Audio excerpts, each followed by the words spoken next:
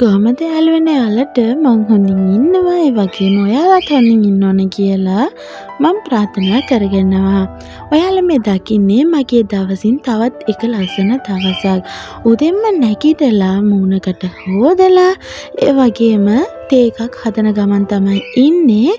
මං උදෙන්ම නැගිට ගමන් මගේ කිචන් එකට තියලා තියෙන ලයිට්ස් ටික දාගන්නවා. මොකද ලස්සනට මේ දවස පටන් ගත්තොත් හොඳයි නේද? අපිටත් මේ නිදහසේ ලස්සනට දවස ගෙවාගෙන යන්නත් පුළුවන්. ඒ නිසා තමයි ඔයාලා සිටින් try කරලා බලන්න ලස්සනට දවසක් පටන් ගන්න. මොකද ලස්සනට දවස පටන් ගත්තොත් ඒ වගේම නිදහසේ සැනසීමේ දවස පටන් ගත්තොත් අනිත් වෙලාව ටිකම ඒ වගේම නිදහසේ සතුටින් ලස්සනට ගෙවාගෙන යන්න පුළුවන්. මේ තේ එකක් බීලා මට තිබුණා ලොකු වැඩක්. ඒක තමයි බබාලා දෙන්නව ස්කූල් එකට යවන්න ඕනේ.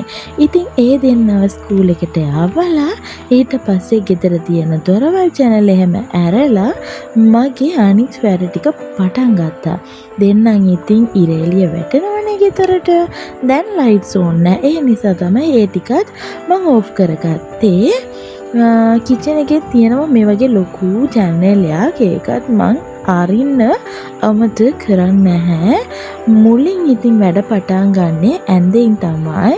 මුලින්ම ඇඳස් කරලා ඊට පස්සේ ගෙදර දොර ආස්පස් කරලා අතු ගාලා ඒ වැඩ කරලා ඉවර කරගත්තොත් සේරම වැඩ ඉවරයි නේද? හැමදාම ඇඳේ යටත් අතු ගන්න මම අමතක කරන්නේ නැහැ. මොකද දවස් දෙකක් ඇති අතු ගන්න නැතුව ඒක තිබ්බොත් දූවිලි කොටාක් එහෙම හැදෙනවා. ඇඳ ඔක්කොම ආස්පස් කරලා දැන් අතු ගාලා අන්තිමට රූම් ස්ප්‍රේ එකක් තමයි ගහන්නේ. මන් ටිකක් වැඩියෙන් ගහ ගන්නවා මොකද සුවඳට තිබුණොත් හොඳයි නේ. ඉතින් ඒ නිසා තමයි මට පුළුවන් විදිහට මගේ මේ විදිහට ලස්සනට මන් තියා ගන්නවා. ඒකත් එක්කම ආවා දවල්ටත් උයා ගන්නාද දවල්ට වෙනස්ම විදිහට බතක් try කරේ.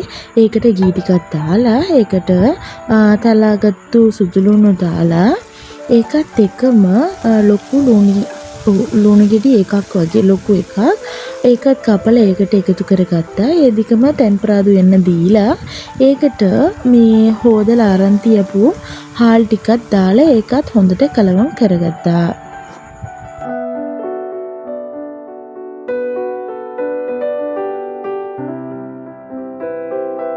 ටකේම ටෙම්පරාදු වෙන්න දීලා ඊට පස්සේ ඒකට අවශ්‍ය වෙන ප්‍රමාණයට වතුර දාලා ඒක හොඳට කුක් වෙන්න දෙන්න. දැන් නම් ඉතින් මේ ගානදි වගේ හොඳ මේ මිටි කිරි කෝප්ප භාගයක් වගේ එකතු කරගෙන මේ වහලා ඒකත් ඉතින් ලෝ ෆ්ලේම් එකකින් තියන්න. මස් අද කලවම් මස් එකක් තමයි ඒකට උයන්නේ. මස් එකට ඕන වන ලුණු තක්කාලි සුදු ලුණු ඉඟුරු එකම දාලා 3-5 කුඩු මිරිස් කුඩු ඒ වගේම කහ කුඩු ගම්මිරිස් කුඩුත් එකතු කරගන්න. මේ ඔයාලට පෙන්නුවේ බිරියානි මසාලා එක. ඒකත් එකතු කරලා හොඳට කලවම් කරලා ඒක පැත්තකින් තියාගන්න. ඊට පස්සේ මේකට දාලා තියෙනවා ස්පයිසස් එහෙම. ඒ ටික තෙලට දාගෙන ඒකටම ඉතින් අපි කලවම් කරලා අරගත්තු මේ මස් ටික දාලා හොඳට මික්ස් කරලා චුට්ටක් එහෙම තියන්න. ඉතින් අර තෙල් වලින්ම කුක් වෙන්න.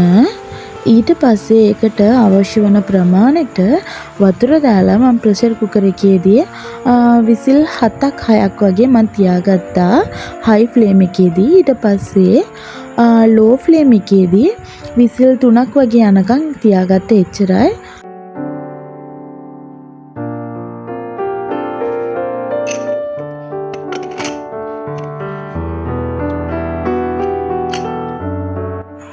ඒකත් එක්කම අල තමයි අද කිරට උයාගත්තේ.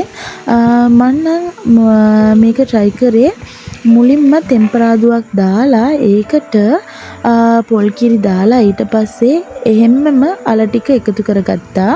සමහර අය ඉන්නවා ඉතින් අල ටිකත් තම්බලා මේ එකතු කරන අය මම නම් එහෙම එකතු කරගත්තා.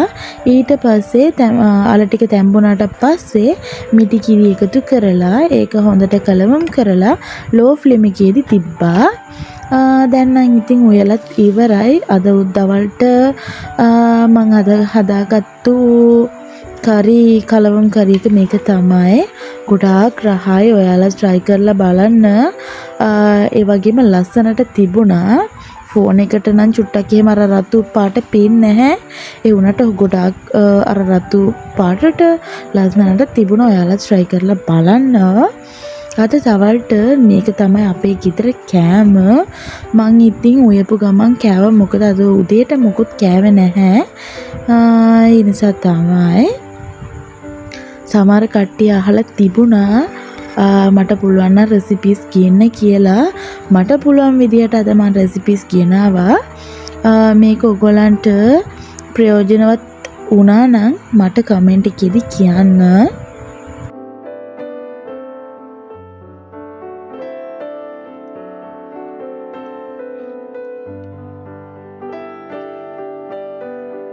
දවල්ට ඉතින් කාලා ඒකත් එක්කම හවස් වෙලා බ්‍රවුනිස් ටිකක් තමයි හදාගත්තේ ඕඩර්ස් වලට. මම නම් ඉතින් අද නම් වීඩියෝ ගත්තේ නැහැ. මොකද වීඩියෝ කරගෙන ඕඩර්ස් එකට දාන්න බෑ. ඒ නිසා තමයි මම පුළුවන් නම් අපිට කියලා හදන රෙසිපි එකක් ඔයගොල්ලන්ට ගේන්න. බ්‍රවුනිස් එහෙම දාලා ඊට පස්සේ ඒකත් එක්කම මං මගේ කිච්චන් එකත් අස් කරගත්තා. මං කිව්වනේ ඔයාලට මට පුරුද්දක් තියෙනවා වැඩ ඉතුරු කරගන්න නැහැ. ඒකත් ඉවර කරගත්තා. ඉතින් එහෙමම රෑ වුණා. රෑට බත් උයලා තිවිච්ච කරිත් එක්ක අපි කෑවා. ඉතුරු වෙච්ච බත් ටිකට වතුර ටිකක් දාලා ඒක පැඟෙන්න තිබ්බා. ඉතින් උදේට කන්න මං හිතනවා මේ වීඩියෝ එක ඔයාලා ආසාවෙන් බලන්න ඇති කියලා. ඊළඟ වීඩියෝ එකේදී හම්බ වෙනකන් ඔයාලත් පරිස්සමෙන් සතුටින් ඉන්න.